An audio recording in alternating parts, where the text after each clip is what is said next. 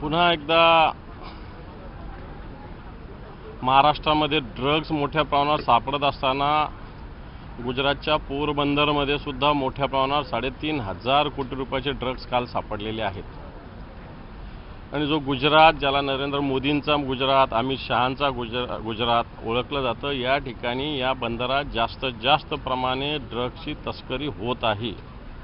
आणि हे ड्रग्ज पोरबंदरच्या बंदराहून गुजरातच्या महाराष्ट्राच्या सीमेहून महाराष्ट्रात मोठ्या प्रमाणावर येत आहे। महाराष्ट्राचं सरकार याच्याकडे जाणीवपूर्वक दुर्लक्ष करत आहे आणि या विषयामध्ये सरकारने जाणीवपूर्वक लक्ष देण्याची आवश्यकता आहे, कारण महाराष्ट्रातली तरुण पिढी या ड्रग्जच्या माध्यमातून बर्बादीकडे जाते आहे। असं होत असताना दररोज या परीक्षाचे पेपर वेगळे होत आहेत, दररोज पेपर फुटीचे प्रकार वाढलेले आहेत। याच्यातून प्रामाणिक विद्यार्थ्यांवर अन्याय होतोय आणि याच्यामुळे जे अभ्यास करणारे विद्यार्थी आहेत अमृत नोनी आर्थो प्लस, ये एक प्रूवन फॉर्मूला है। इसमें मौजूद नोनी फल के गुण और आयुर्वेदिक जड़ी बूटियां शरीर को जरूरी पोषक तत्व देने के साथ साथ हड्डियों और जोड़ों के घिसने, उनमें होने वाले सूजन और दर्द को रोकने में मदद करता है। दर्द मुक्त जीवन के लिए अमृत नोनी आर्थो प्लस। प्रामाणिकपणे काम करणारे विद्यार्थी, ज्यांना खरोखर नोकरीची अपेक्षा आहे, असे विद्यार्थी पास न होता पेपर फोडणारे विद्यार्थी, पैसे देऊन मोठ्या प्रमाणावर पेपर फोडणं आणि नंतर परीक्षेत पास होणं आणि नोकऱ्या मिळवणं,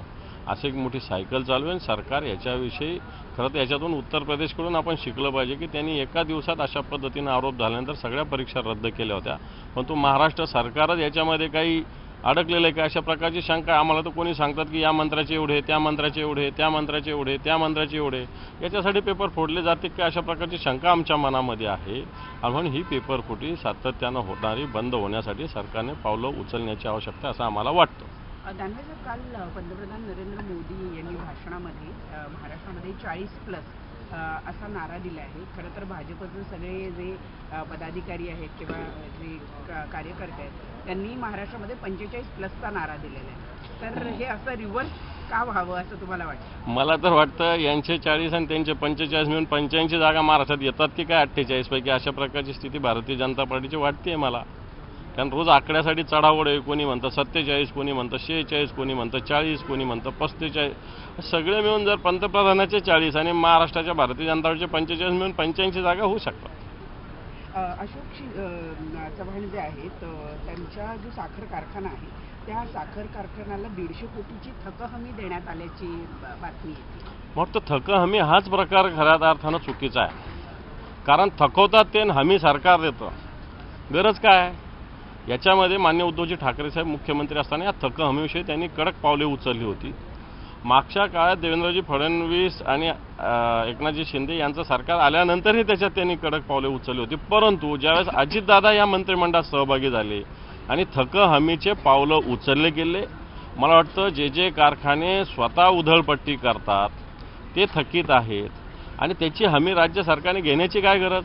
आणि हमी राज्य सरकार घेत असताना तत्कालीन संचालक मंडळ जबाबदार धरावं, तर त्याला संचालक मंडळ तयार नाही। आणि म्हणून ही थक हमी मला ही चुकीची संकल्पना आहे। आणि त्यातल्या त्यात आता अशोकराव चव्हाण भारतीय जनता पार्टीत गेल्यानंतर त्यांच्यासुद्धा थक हमीची बाब समोर आली। मला असं वाटतं अशाच कारणामुळे हे लोक पार्टी सोडतात, संघटना सोडतात, हे जनतेसमोर येत आहे। सुधाकर बडगुजर यांच्यावर गुन्हा दाखल झालेला आहे। मध्यंतरी त्यांचा एक व्हिडिओ व्हायरल झालेला होता, त्या व्हायरल व्हिडिओच्या आधारावर त्यांच्यावर हा गुन्हा दाखल केला आहे। राजकीय दबावातून हा गुन्हा दाखल झाला आहे असे आरोप। बिलकुल राजकीय दबावातून आहे। जर सुधाकर बडगुजर शिवसेनेचे जिल्हा प्रमुख नाशिक, त्यांच्यावर गुन्हा ज्या कारणामुळे दाखल होत असेल तर त्यांच्याही पेक्षा मोठा आरोपी असलेल्या दाऊद इब्राहिमच्या बहिणीच्या जवळच्या नातेवाईक असलेल्या एका लग्नामध्ये राज्याचे मंत्री गिरीश महाजन सुद्धा मेजवानीला बसलेले फोटो आम्ही मागच्या नागपूरच्या अधिवेशनात दाखवलेले, व्हिडिओ आम्ही दाखवलेले। भारतीय जनता पार्टीचे आणखी काही आमदार त्यांच्यासोबत आहेत, त्यांच्यावर गुन्हे दाखल होत नाही आणि सुधाकर बडगुजरावर गुन्हे दाखल होतात, याचा अर्थ हे डर अच्छा आहे। सुधाकर बडगुजरांची भीती त्यांना वाटत असेल, शिवसेनेची भीती त्यांना वाटत असेल, गिरीश महाजनांना एक न्याय, भारतीय जनता पार्टीला एक न्याय आणि सुधाकर बडगुजरांना एक न्याय, हे जनतेसमोर येत आहे। काल राज्याचे निवडणूक आयुक्त बदलले गेले, काय वाटतं आहे? अचानक म्हणजे कार्यकाळ अजून 1 महिन्याचा शिल्लक होता तरी सुद्धा बदली करण्यात आली। नाही, मला असं वाटतं महिनाभराने निवडणुका या आता आपल्या अशी प्रोसेस मेच्या शेवटच्या आठवड्यापर्यंत चालणार आहे, रुटीन प्रोसेस वाटते मला, त्याच्यात काही फार काही वेगळं काही वाटत नाही। दानवे सर, 2013 पासूनच उद्धव ठाकरे यांना त्यांचे चिरंजीव आदित्य ठाकरे यांना मुख्यमंत्री करण्याची इच्छा होती. त्याचमुळे त्यांनी खरं तर युती आहे जी भाजप आणि शिवसेनेची, ती युती तोडली असा दावा जो आहे तो आशिष शेलार करतात. आशिष शेलारांना काय माहिती आहे? अमित जी शहा त्यावेळेस चर्चेत होते उद्धवजी ठाकरे साहेबांसोबत, त्यांना दोघांना माहिती. आशिष शेलारांना काय माहिती आहे त्याच्यात?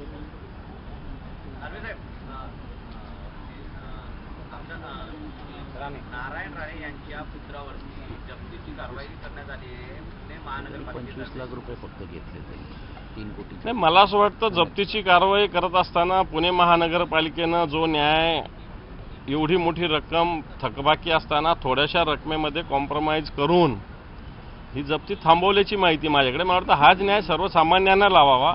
सर्वसामान्यांच्या प्रॉपर्टीला कुलूप लावायचं आणि राणेंची प्रॉपर्टी मी समजला असतो 3 कोटीपैकी 2 कोटी भरले, 1 कोटी भरले, तर फक्त 25 लाखामध्ये जर महानगरपालिका चालत असेल तर महानगरपालिकेने पुण्यातल्या सर्वसामान्य जनतेला सुद्धा हाच न्याय द्यावा, अशा प्रकारची सूचना विनंती माझी पुणे महानगरपालिकेला आहे. दानवे साहेब, ज्या पद्धतीने पाऊस पडतो त्यावेळेस जी हवामान यंत्रणा असते, हे हवामान यंत्रणा खराब असल्यामुळे बुलढाण्यामध्ये आहे तो पाऊस पडला, ज्या ठिकाणी अवकाळी पाऊस झाला याची नोंदच झाली नाही, त्यामुळे शेतकऱ्याला याचा मोठा फटका पाहायला मिळतोय.